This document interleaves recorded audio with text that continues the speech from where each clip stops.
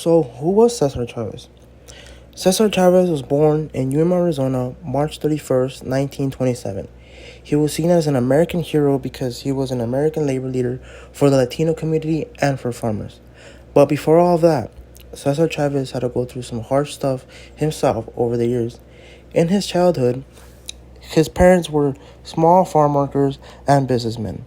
They had food on the table, they had a roof over their head, they had everything they needed to live a good life. But when the Great Depression started, that all changed for him and his family. In 1938, the family was evicted from their land. 50 years of hard work was gone just like that. Him and his family left behind lots of things, the crops, the livestock, literally everything. And all of a sudden they came to live in the United States as a migrant. He said that it was a very harsh transition in his life to become a migrant worker. He described living under the tree, even sleeping in the car. They would get paid very minimum, and it was just very long hours of work. Just imagine that.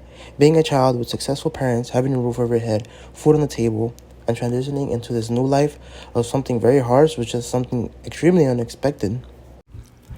Chavez was committed to having nonviolent protests inspired by Martin Luther King Jr. Chavez worked to organize Mexican-American farm workers in California, advocating for better wages, safer working conditions, and less exposure to pesticides. The reason for their protest was because the National Labor Relations Act of 1935, a federal law which did not protect farm workers. This meant that it was up to the farm owners to recognize the United Farm Workers Union as a bargain agent. That meant that farmers could pay very little for long hours of labor without any restriction. But Cesar Chavez and his supporters implemented work stoppages and national boycotts against lettuce, table grapes, and wine to promote their message and gain support for the protection of the farm workers.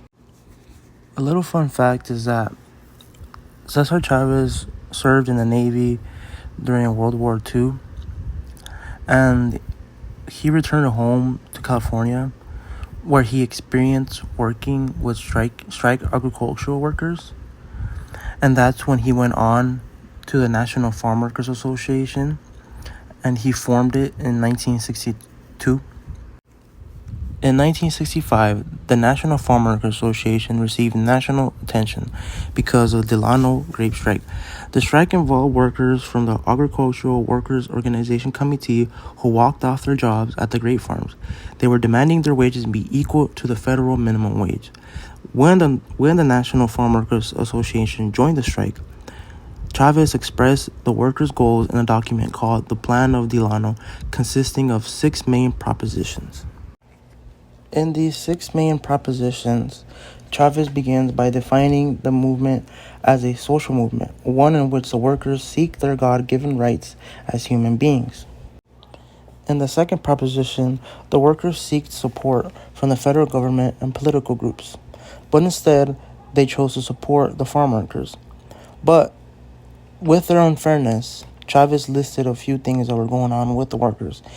They were going through starvation wages, forced migration, sicknesses, illiteracy, subhuman living conditions, and many more things as an effect of the unfairness of the government for choosing the farmers and not the workers.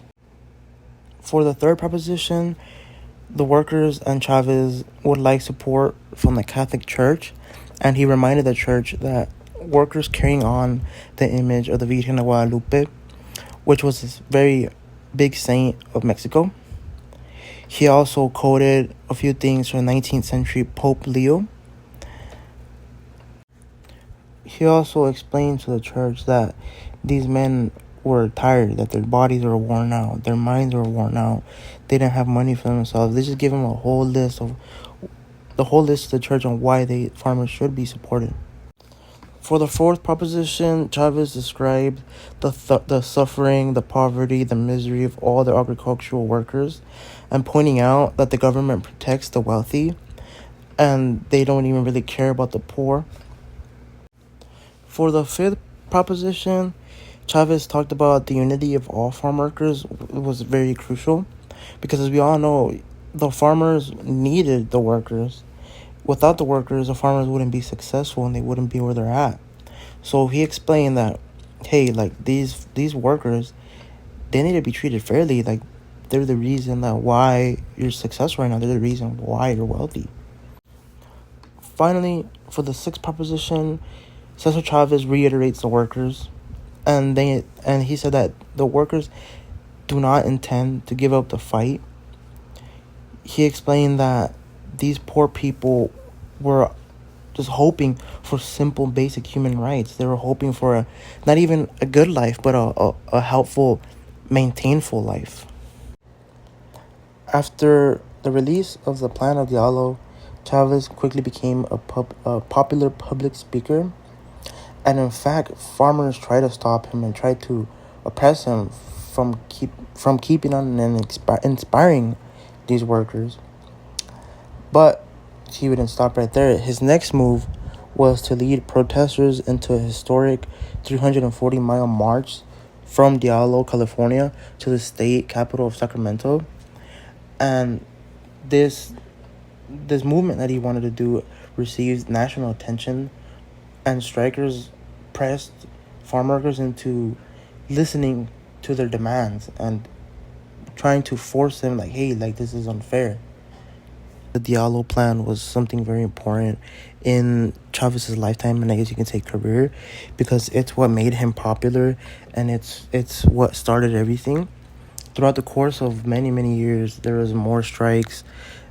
In fact, even a few of his strikes turned violent, not willingly, but some of the farmers just couldn't actually take in consideration what these workers were going through, and they would get upset.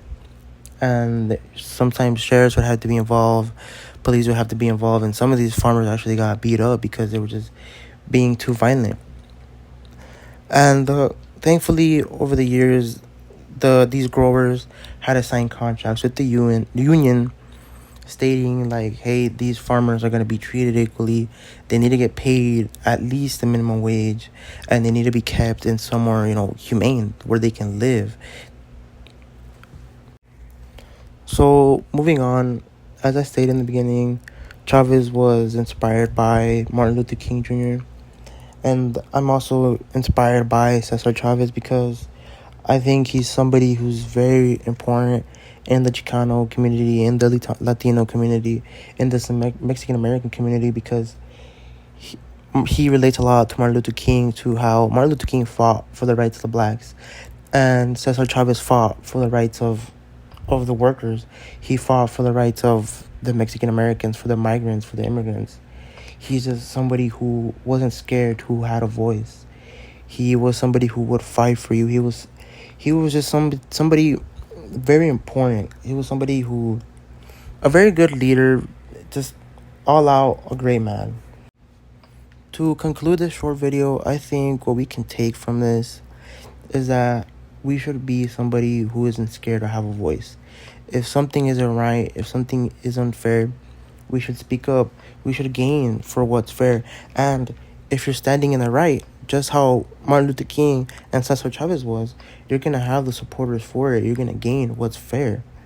So, to end this off, don't be scared to say something. Don't let yourself down. If something's wrong, or something's unfair, speak up. You can change the lives of millions and millions, just how Martin Luther King Jr. did, and most importantly, just how Cesar Chavez did for our people, for our community, for our Latinos, and for our Chicanos and Chicanas.